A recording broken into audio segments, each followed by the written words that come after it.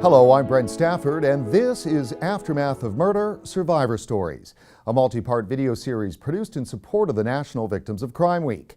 This series features exclusive interviews with ordinary people who have experienced an extraordinary event, the devastating loss of a loved one through murder.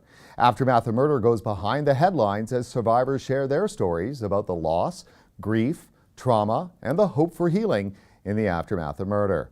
Joining us today is Ray King Sr. His 15-year-old son, Ray Jr., was murdered by Clifford Olson, one of Canada's most notorious serial killers. Olson murdered 11 people between the ages of 9 to 18 in the early 1980s. Thanks for joining us today, Ray. Sure. Please share with us what you know about your son's last day. Well, it was July 23rd, 1981. I was working the afternoon shift, and I went to work. And normally I'd call him at lunchtime, and he'd be home. That night he wasn't. And I got home about 11:30, and I realized that he hadn't been home. I phoned the New Westminster Police and told them my son hadn't come home.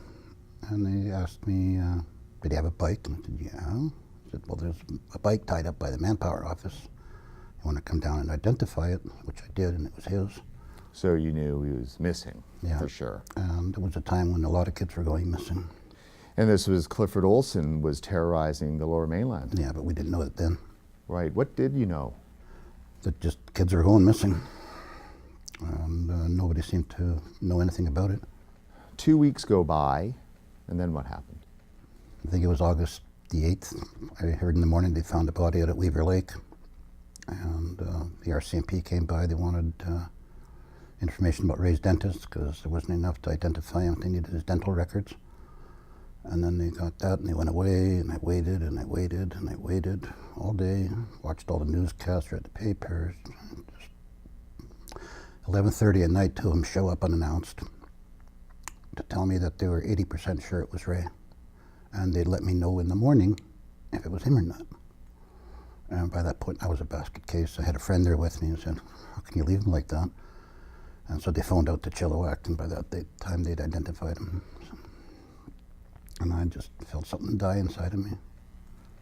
For those of our viewers who don't know, it was over 33 years ago. Who was Clifford Olson, and what was the terror that he unleashed on the Lower Mainland? He was a lifetime criminal, probably from when he was 18 to 1981. He'd spent a total of 3 or 4 years on the street, the rest of the time in jail.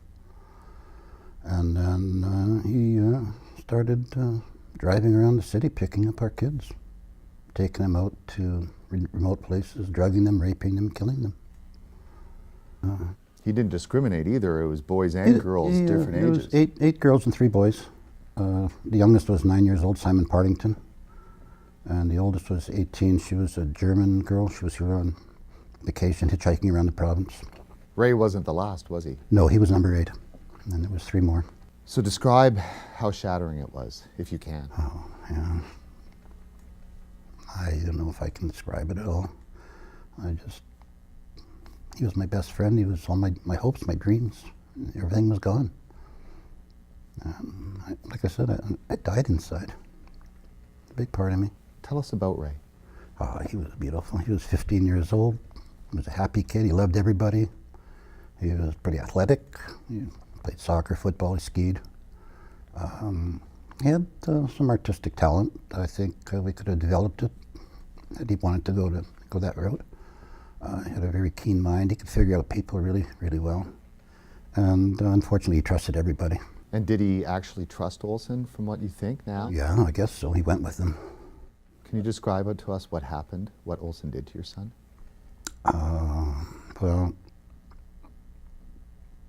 I think he was drugged, chlorohydrate and alcohol. He raped him. He drove a 3-inch nail into his head before he died, just to see what would happen, he said. And then I'm not sure how he killed him. And then he just threw him in the woods up at Weaver Lake and left him naked. Why is it important to share those details, Ray? It's important for me to get it out. Because what he did was heinous. Oh, there's no description for it. I mean, every one of the kids he did differently. And it was like he was experimenting with terror, you know. It's horrific enough when a loved one gets murdered, but when it's a serial killer, did that? Well, it was started a 30-year nightmare in the media. I mean, he was like a folk hero almost. Nothing he did went unnoticed by the press for 30 years. It was ridiculous. How bad was it with the media at the time? I couldn't get out of bed without cameras in my face almost. And they were there. When I got to the church for the funeral service, they were laying cable in the church, and I freaked out. I had a friend of mine tell him to get the cables out of there because it wasn't for public consumption. You know, it was my son. When he got caught, he continued to terrorize, but this time not the kids, you. The parents, yeah. How? How? Well, for a while he was sending letters to some of us. His homemade child pornography. Every time he was in the press, I just flipped. And it was like every 3 months, like clockwork, at least. And he'd received money, hadn't he? $100,000 to. What was that about? That was $10,000 per body to show him where he dumped them. And apparently that was the only way they could get a confession out of him. And nobody was supposed to know about it, but I suspect that he leaked the information to the press because he needed the notoriety. He needed everybody to know how clever he was. Right? So during these 30 years, describe to us your journey. Well, it's in several parts. For the first 10 or 12 years, I thought I could probably continue a normal existence. I get my job, and I tried to stay away from the press. And I had a really physical job, so I could work out all the frustrations. And in 1989, I got into an accident, which the first of 2 neck fusions resulted. And things were different. I had emotional pain to deal with, plus physical pain, and it wasn't really working, so I couldn't go to work anymore. And painkillers were helpful, washed down with alcohol. Then I started finding out little bits and pieces about Ray's death that the RCMP hadn't told me, because they didn't tell me everything until 16 years afterwards.